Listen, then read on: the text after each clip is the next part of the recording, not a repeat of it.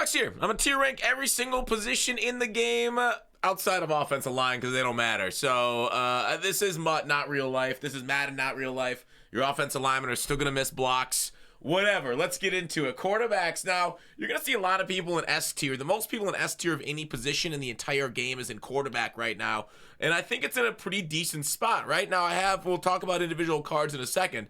But I truly think, all the way going down to B tier, you can win games, right? Even with a free Johnny Manziel.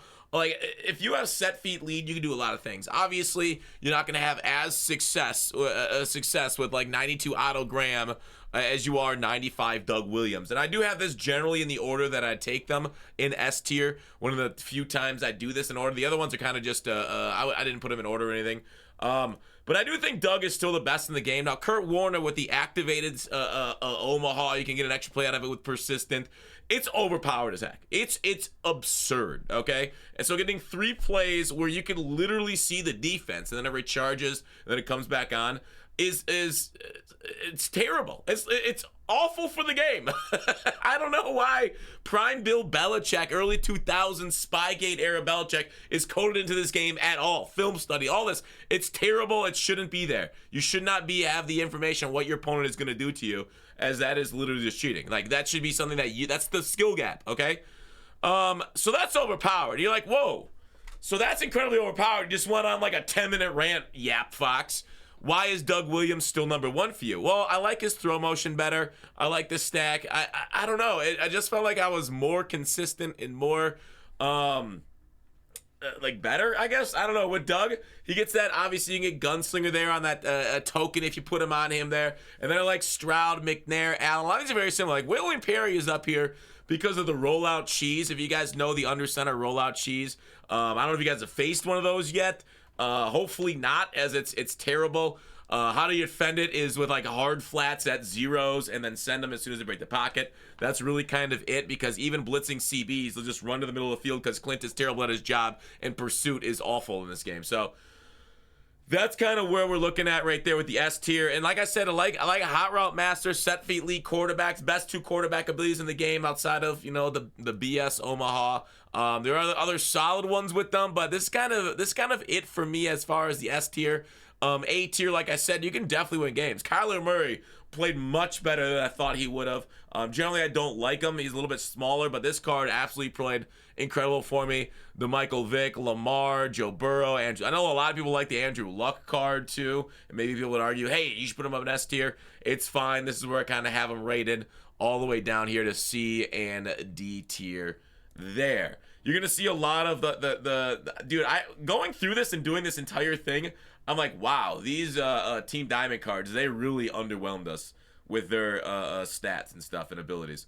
Running back. Okay, so running back S tier has 4 guys there for us, and you will find one common denominator. You'll even see like the higher overalls being in a lower overall tier than them.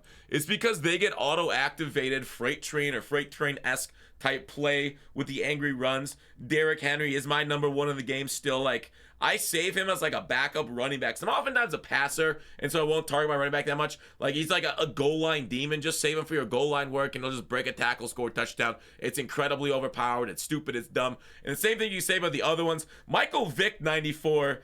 Like, there are specific animations, and I love this. They need to do this with more players. Specific animations coded into the game, much like they should have Icky Woods' celebration in the game that I didn't see. I don't know why they didn't put the Icky Shuffle in the game, but I'm guessing they're lazy. So, anyways, Michael Vick has like this one animation. It's frustrating. Both his quarterback card and his running back card has it, where like if you hit him with 2 guys at once, he will like auto break that tackle. It's crazy. So this Michael Vick with his specific animations, it is kind of neat. It's going, I feel like, a little bit towards FIFA, where body type is very big over there. And I hope we get more depth like that going forward to separate a lot of the cards. But other than that, you'll see me have like 93 Dree, a chain, all the way up here with 96 Todd Gurley, Robinson Bijan, Kenneth Walker, 3rd, Pacheco, Isaiah Woods, like, I just feel like running back is pretty similar outside of the freight train guys. It feels like I don't have a lot of differences when I run the running back. Like, the main difference is is guys that are heavier, right? If you guys remember, like old Cordarrelle Patterson, like I like this Cordarrelle Patterson 92, which is why he's in B tier in the highest 92 in the B tier. I absolutely do believe weight plays into the factor of the running back. So the heavier, the better. And obviously, the smaller bodies can get through the line a little better. Jukes are really big. Jukes are the #1 move this year. And body type definitely affects jukes too. So some guys will have good jukes. Some guys will have bad juke, depending on what kind of like bruiser, height, weight, that kind of stuff. So overall, this is just what I've felt with and what I've used. And like I talked about the freight train stuff, and you can activate it and get it going on Bijan and Kenneth, which is why they're high there.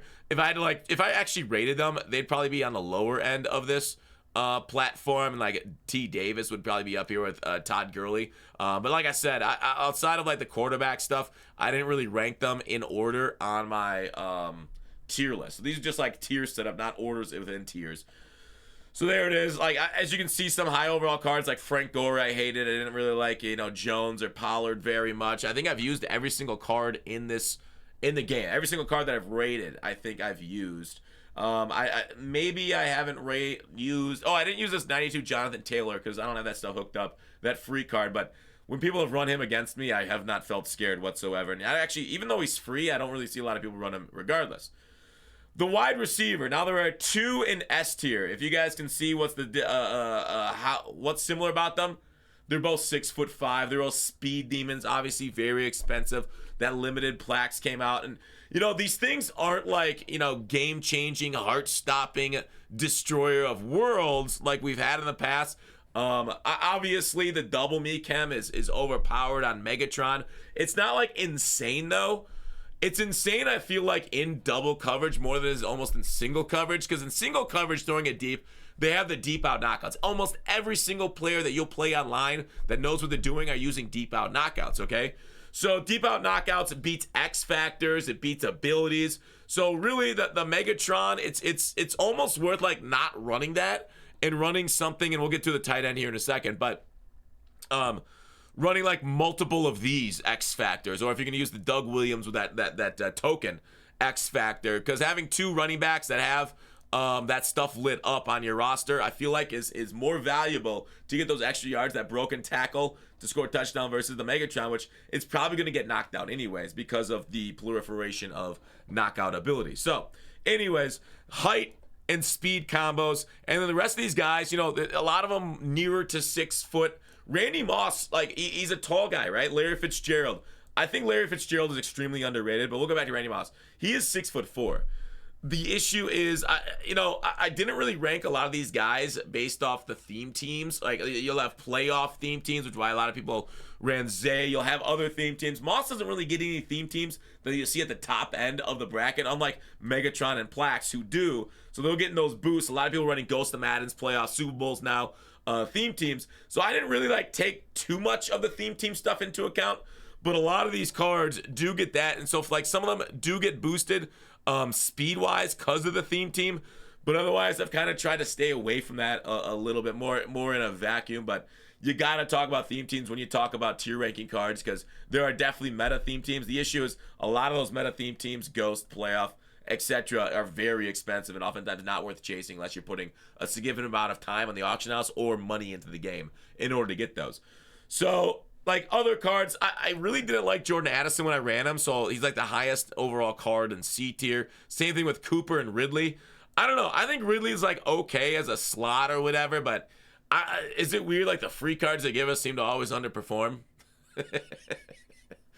I wouldn't say everybody got one, but a lot of people got that Ridley for free if they open packs during that time period for the make right. Tyreek Hill. Tyreek Hill's in B tier. Obviously, Chem's up. He gets a little higher speed, but I feel like I went there in B tier because I don't really like the shorter players this year as much in receiving. It's been this way for a couple years, whereas like from Madden 16 to Madden 21, 22-ish era, there was a lot of pre-canned animations. And in the last couple years, I think even starting in 22, they've taken away a lot of those, those two-man interactions that we complained about for years, animations and receiving. So, like, a lot of the things that you can do with tall receivers, and that's why height matters so much, you really can't do with short receivers, because short receivers get caught through. Tall receivers have bigger bodies, oftentimes bigger frames. So it's a lot easier to stop your receiver then go up and grab the ball and cut underneath it. And a lot of things are getting caught underneath deep out knockouts by doing that. So the height really makes a difference. Now, obviously, Tyreek Hill on a drag route, he's going to be very nimble for you. A lot of other small guys. Rashee Rice gets a nice bonus to speed. A lot of these guys have that there. But what I'm saying, also weight matters too with hit sticks, right? You guys will see these small receivers get absolutely blasted backwards if they take a hit stick, whereas a bigger guy might kind of tank it a little bit better if they're getting blasted by like a smaller DB. But obviously, if Julius Peppers back there at safety is going to hit you, you're going to feel it at 295 pounds, almost no matter what who you're running at receiver, because he outweighs like every single one of these by 50 plus pounds. Outside of Montez Sweat, Montez Sweat is probably the best receiver that I don't see. I think that's because he's very expensive. But Montez Sweat, that guy's a dog, 6'6". So here's the tight end. Now, Travis Kelce was an S tier for me. I decided to move him back down. I still think he's better than Dallas Clark, so he's kind of on the border between S and A. I might keep him an S tier above Dallas Clark just to show a little difference. I like Rob Gronkowski, the run block on him. Vernon Davis, nice and fast. George Kittle, like a combined, decent amount of run block there. But versus the pure speed, this Dave Casper, I was just talking about double nothing on deep out knockouts, getting knocked out. But whereas a tight end, you're not really hitting them too much on those deep routes. It's more middle of the field. And obviously, double nothing, I'll show you this Casper here in a second. Sorry. I'll stop rambling on. This Dave Casper, 95 speed, like these attributes, 96 acceleration. And then to go along with that, like look at the break tackles, insane, truck, stiff arm.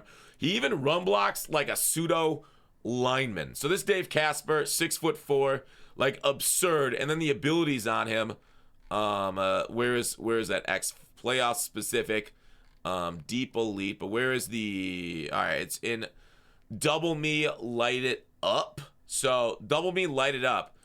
Aggressive receivers, increases success rates on aggressive catches against single coverage. So this is really good for high pointing tight ends. And like a lot of times you'll get knocked out. I'm seeing more mid-zone knockouts, but I still think this is really nice for a tight end. Obviously, it's not like, just throw it deep and he's going to catch everything. But 1 AP for this double me lighted up, it's right up where with some of the best abilities in the game right now, because it's active all game instead of like Megatron, which turns off after a bit. But so Dave Casper, it's not just the ability that puts him here, but it's also everything else included. The ability is like a really nice icing on the cake. So he's the number one tight end in the game, even without the ability. So as we move down, obviously I like the tall tight ends better than the shorter tight ends, which is why someone like Taysom Hill, who's I think 4 inches shorter than Rob Gronkowski, gets moved down to B tier. I still have tall guys here in B tier, but they are a little slower. Vita Vea, I kind of want to go back to him and see how he is, especially now with RPOs and the fatigue stamina stuff. Does he actually still cause the fatigue glitch? I actually have not tested him. I've seen one person run him against me. But yeah, overall, that's the kind of team. And then obviously, Jimmy Grant and Julius Thomas are both really tall. Some of the best team captains. I think I even rated them like both top 3 in my not team captains. Sorry, in my Team Diamond ranking video, because height at tight end, Musgrave, same thing, is so nice. Getting over the linebackers underneath the safeties.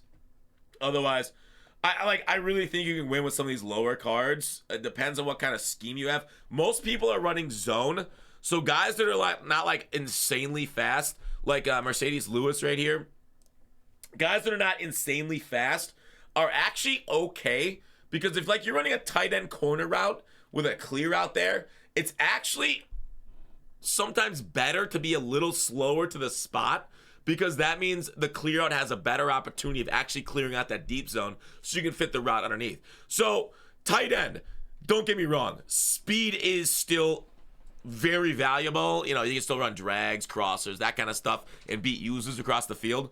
But as far as timing, locations, it's not a death sentence if you do go with somebody that's maybe a little bit better of a blocker and a little slower out there as far as beating zone coverages and timing. But you see so much double Mabel, you see so much in the game here. I think the better, the higher the run block, the higher the speed, the better the character. All right, so defensive end, I had a hard time. This is the only position I put an S- in because of how good they are. But let's talk about S tier.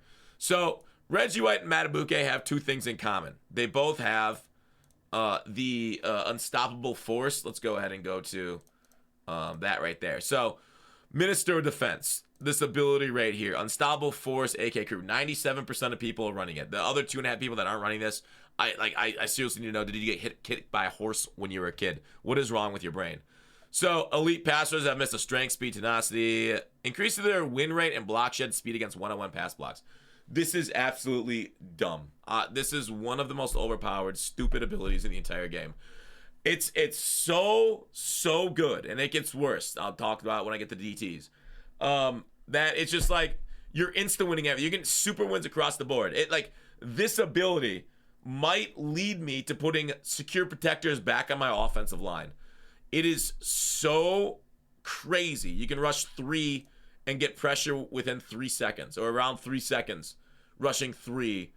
Or that dollar blitz that we so often see has just become even deadlier when people run this one and the DT with this ability. That's even, we'll talk about that when we get there. But it's unlike anything we've seen before, except for when we've seen this ability in like Madden 23. It just I almost feel like S- is not far enough away from S. JJ, Bosa, and Clay Matthews are all insane. I'll talk about, that in a second. But, I mean, these things are just clubbing guys over. They're just running over the greatest offensive lineman of all time because of how overpowered this X Factor is. And it comes standard equipped. Now, there's a charge down and charge up, but you're just, the ball better come out. They better run the ball, or the ball better come out within, 2 to 3 seconds. If this is on the field at the time. It's just absurd. So, anyways, S-. Okay, now, if you're not running that, which, I don't know why you wouldn't get Mad Bouquet other than he's very expensive, but these cards are very expensive too, so there's, just get these guys instead. But Clay Matthews, the reason why he's an S-, JJ Watt the same way, is this is generally a pretty good combo of abilities. So if you're going to go with JJ Watt, for example, Edge Shred Elite plus double or nothing equals 3 AP.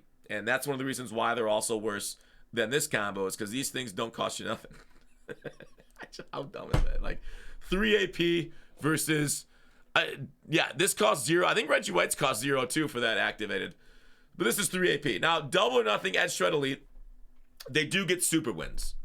Maybe not at the same rate as that other one, but they do get super wins, and it happens pretty frequently. The downside of double or nothing Edge Shred Elite, how you stack them, is the fact that you have to manage your defensive line.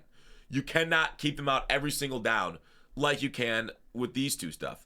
Now, obviously, there is the problem with pass rush points, and it will be harder if you just leave them the same stack position the whole game for them to get that double or nothing edge threat super win. But they will happen early in the game. If you rotate them, it's really good.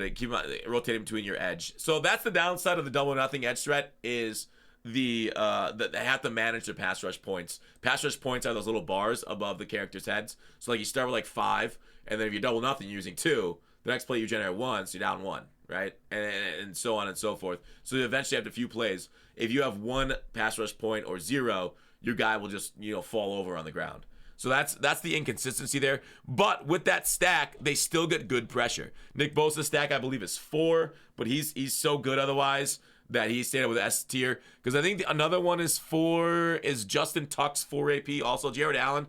The thing is, these cards, Clay Matthews, Tuck, Allen, I believe all get Lurk Artists for free too. So another scheme that I've run in the past, you guys know this if you're a member on this channel, the Chaos defense that I run, where sometimes I'll have the 4D lineman, and then I'll just grab one, I'll just be on a defensive lineman and then take them back, and then I'll just use them. So the free Lurk Artist is actually insanely valuable to have on your field. So that way you can just all of a sudden, hey, I'm rushing 3 and I'm going into coverage with a really tall, really fast user, and the 3 guy rushing will still have the 4-man pressure because of how the game counts the 4 guys in the box. Now below that, I still love Bakhtiari inside stuff for 1 AP. I think having multiple inside stuffs in your D-line is, I wouldn't say required, but super important. There are still a lot of degenerate runners in this game. So getting something like Matabuke with inside stuff for 1, you can go with a cheaper guy like Bakhtiari, like I talked about. The other, I think Barmore gets it for 1 also. We can always filter here. If we go ahead and reset and just go to ability, inside stuff. Here, I'll show it to you in a second. Inside shade, inside stuff. And then for 1, so these are all the guys that get it for 1. So having these guys in your field is really nice. Warren Sapp gets it for 1. Quentin Williams. We haven't talked about D tackles. Left ends here, we're talking about these. So all these guys get it for 1. There, I just talked about Bakhtiari. So that's very important to have on your field. Otherwise, off the edge, we got speed guys. Aiden, Will, Too Tall, Floyd. I will say, like, I don't think there's a very big separation between A and B tier. Very, very small. It's not nearly as big as the separation between S and S minus. I probably should call this, let's call this S plus. Is my numlock not on? All right, well, we'll just do it here. Oh, that's the wrong keyboard, Smile. So, anyways, that's my talk about defensive ends. All right, defensive tackles. S tier is Warren Sapp. The same thing that goes on Reggie White, Matabuke. Sapp gets it, but his is active the whole time. It's so dumb. It's so dumb. Like at the end, like I played a game yesterday on stream that was, I think I was down points, and he rushed 3 guys. I blocked 6. I even double teamed his Warren Sapp. He didn't like he also had Reggie White and Matabuke, but they were turned off at the time. I double teamed Warren Sapp. 3 rushers, 6 blockers. I threw a cover 3 beater. He got to me in less than like I think 4 seconds that I needed for my post pattern to beat his cover 3. And I was like, there's nothing I could have done different. Maybe move in the pocket, but he literally beat the middle of the field. He ran right at me, and I needed to throw it, and I needed to get that ball off right there in order to beat a post pattern like 30 yards downfield. So he was able to destroy my entire offensive line single-handedly, running through 2 blockers at least. I didn't look at the replay. Maybe even he was past my running back too. So is that a running back block also? Absolutely ridiculous. I hate this. I literally hate this card. I hate going against it. Obviously, if you don't have it, you're in a major hole. He should be the number 1 target for any defensive team. This should be the number 1 target, without a doubt. And we'll talk about maybe who you guys should target here at the end of the video. Hopefully, I can remember. But Warren Sapp is, for his price, and absolutely the number 1 defensive target. It's crazy. It's been like, remember when Warren Sapp first came back in the MUT? He was like a game record that year. He really didn't have that many abilities either, if I recall. Was it like 21 or something? 19? That era? And he's still doing it to us, which makes sense. He did it in real life too. But a lot of these guys have 1 AP inside stuff, which is why they're here in A tier. Donald doesn't, but he has like 88 speed of defensive tackle, and I think the only one faster is Warren Sapp.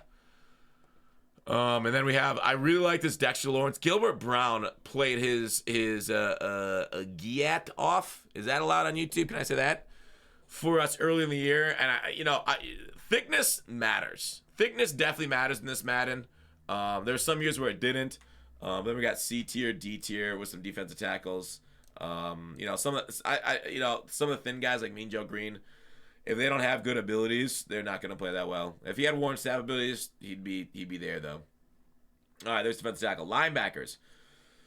You'll notice a lot of height here. Harold Carmichael, even though he's kind of like out of meta, is still 6'8" and robs me more than Robin Hood did the English nobility. Okay, this card is still absurd, especially if you're running a Ghost of Madden team. If you're not running a Ghost of Madden team, I could see the argument for why he shouldn't be there. Rob Gronkowski, still 6'6". Ghost of Madden squad, still the best theme team in the game. We'll see how close the Super Bowl squad gets on Thursday. But otherwise, lurk artist for 0, or pick artist for 0. It's mostly lurk artist on linebackers though. Is phenomenal. Now a lot of guys here, if it's not edge rushers or stuff, they're gonna have lurk artists. The problem is they're not as tall as these guys, which is why they're only in A tier. Height does matter on defense. Yes, these shorter players will still get crazy go up and grab them animations. But they'll get they'll rob balls like 10 yards behind them. And you'll be like, what the H? How'd they get that? But like Gronk and Carmichael are robbing balls. Now you gotta be in the right location, right spot. Literally 15 yards plus behind them. It's not fair. Especially if like you have these guys in like, hard flats and like they try and throw like a quick corner behind them. They're like, nope.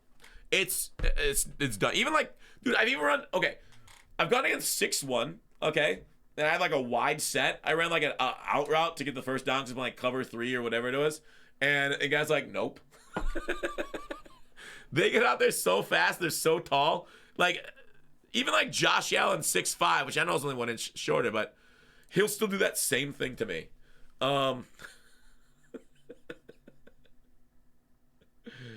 It is what it is. That's the game we play. So that's why they're just difference maker. They make me afraid to throw certain routes, and they shut down so much field behind them. It's like a cone of destruction, like behind their character. Now, obviously, if you're like sprinting back into the right, you can still kind of float it over them at that point. So it depends on the body position they are in, but yeah, they go kind of crazy.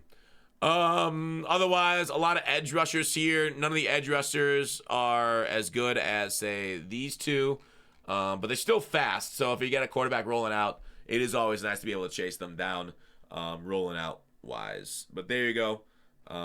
There's outside linebacker. CB. You'll notice Mel Blount got demoted to A tier. Now, I tried him. I really want to make him work. It really hurts my heart as a huge Steelers fan. And, like, Mel Blount is literally a top 3 corner of all time. They gave him all man coverage abilities, and it is a zone meta, right? I've been running zone almost all year. Everybody's like, yo, Fox, you're incredible at the game. Let me run zone. So all the top-end comp guys copied me. They're all running zone, as they always seem to, right? So they're all running zone. That means everybody online's running zone because they're all copycats. You will still run into one in a while running man. And maybe if we get a couple more guys like Mel Blount, he will that. But definitely check out either GutFox2, the Instagram, the TikTok. There is a little review of Mel Blount. I do like little shorts and stuff on all these cards now. So Mel Blount, I like cross man against the receiver. And he's got inside shade. He's got medium route, short route, knockout. Guy came up, crossed out, and just, took him to the cleaners. Mel Blount literally did nothing on his cross man. And it was very, very sad for me to see that, and he was off the team for that reason. I gave him literally as many man abilities as I could, and he still got absolutely routed up, even cross man. So I think maybe in a press man style scheme, if we get enough like bench presses that are cheap, there might be something there, especially with the fatigue the way it is. That might be a meta. I don't know. But of course, man always gets destroyed by bunch. That's why bunch has been the meta through man metas, through zone metas. Bunch has just always survived. It's like cockroaches, okay? The only thing that would stop bunch would be a match that actually works. The box check actually works would be the one thing. But they've just absolutely... box checks used to be in the game, but they took it out of the game because they're idiots. They literally are doing like fatigue patches to try and fix the game. That's not... Give us match. Give us stuff that works IRL. So Mel Blount, with his abilities, doesn't fit the meta. It's not super powerful unless you can figure out a way to make it work that I couldn't. Like I'm saying, I'm not saying man is dead. You can still use man. It's still available, but Mel Blount kind of let me down when I did use him for that kind of scheme. So, with that said, a zone meta. Deep out KO for 1 AP. Night Train Lane will be on the squad. Now, he doesn't get a second ability discount for whatever reason. I didn't check today, but he didn't yesterday when he first came out. But I still think these are the best corners in the game. Randy Moss is tall. Herb Adderley gets really good discounts there with his outs. Herb Adderley gets okay. So here's the difference. So Herb Adderley, there's deep out knockout than just deep knockouts, right? So deep knockout is so much more flexible. Deep zone KO, I guess that's what it's called, not deep out knockout, but deep zone KO is so much better than deep out zone KO because it's everywhere. It's even between the hash marks. So you can put him at CB. But you could put them, at a safety spot, then rotate him in the middle third, outside third, that kind of stuff. If you put Herb Adderley at your nickel, you could then, like big nickel, you can put him in the middle third, you can put him in the outside third, wherever you want. It's so much more flexible, especially being able to sit here and stack pick artists with it. I've seen a lot of people in like bunch. They like to run that C route out of like bunch, and it gets underneath a deep zone KO because it only goes like, 15 yards or whatever. Deep zone KO starts at 20. So you can stack mid-zone KO on him for 1 AP, and therefore he's much better at stopping those short corners or those C routes because he will knock it out. So Herb Adderley, having that flexibility that I believe only Cam Chancellor also has, which is deep zone and mid-zone for this cheap, incredibly powerful. So that right there, and it'll stop all that degeneracy out of bunch is huge. Okay, now obviously bunch will still, there's so many ways of attacking you in bunch. There's not just one setup, but Herb Adderley, I'd say he's my number one. Then I go Moss. Then I go Night Train Lane because of Moss's height. I do like him. So right here, Megatron's there, 6'5", still on the squad. A ghost squad, right? Doesn't he get the ghost? Does he get the ghost chems? I actually don't remember. I don't think he gets the ghost chems. Never mind. He's not on the ghost squad. And then like some shorter guys. I really like guys like Rondé Barber that gets mid-zone knockout for 1. I feel like I want to see more mid-zones. Rondé Barber at nickel will get a lot of knockouts because it's like, you know, obviously outside was in the numbers. He won't get the knockouts, but inside the numbers and up to 20 yards, even outside the numbers, he will get it between 10 and 20 yards. So like mid-zone, I feel like is the one zone that I don't see enough out there, but I think it's coming into fashion because a lot more ability discounts are happening. So getting that 1 AP for mid-zone is incredibly good for a nickel. Okay, so if you want to get Rondé, I do suggest, and he's a good card. Obviously, Tariq is the lowest overall on this list, but he's tall. Height matters. Height matters. Height matters. Height matters. The big body definitely matters. And then as we move down, I didn't really like, you know, Nelson Shorter, Witherspoon. These guys all played okay for me. But I like these cards. A lot of these things can still win you games as long as you're on the right spot. But against top-end competition, you're going to want the discounted knockouts and stuff.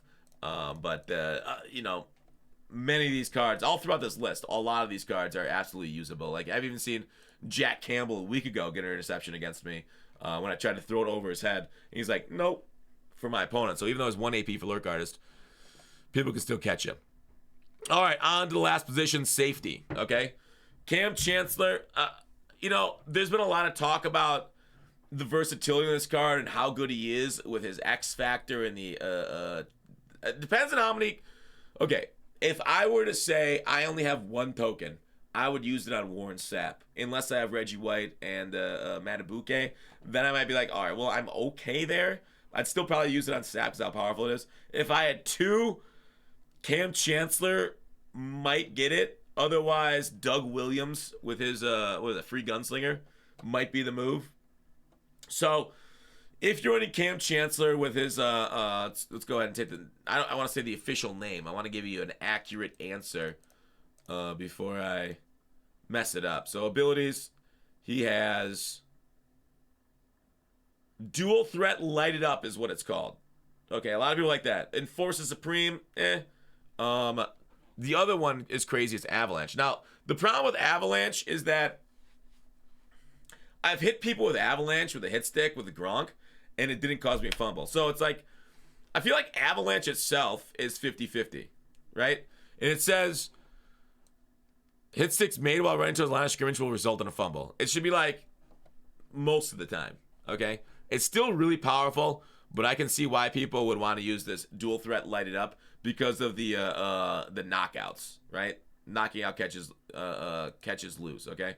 So you can run the dual threat. You can run whatever you want on Cam Chancellor, but like, dude is 6'3", so we've talked about many times on the height, 6'3", plus his abilities. Now his acceleration, agility, change of direction, maybe a little bit lower than you truly want. Where's his change of direction? Did I overlook it? Oh, there it is, 94, 93. It's okay. Obviously, I think like my Gronk on my team is 99s in both those spots. He's absurd.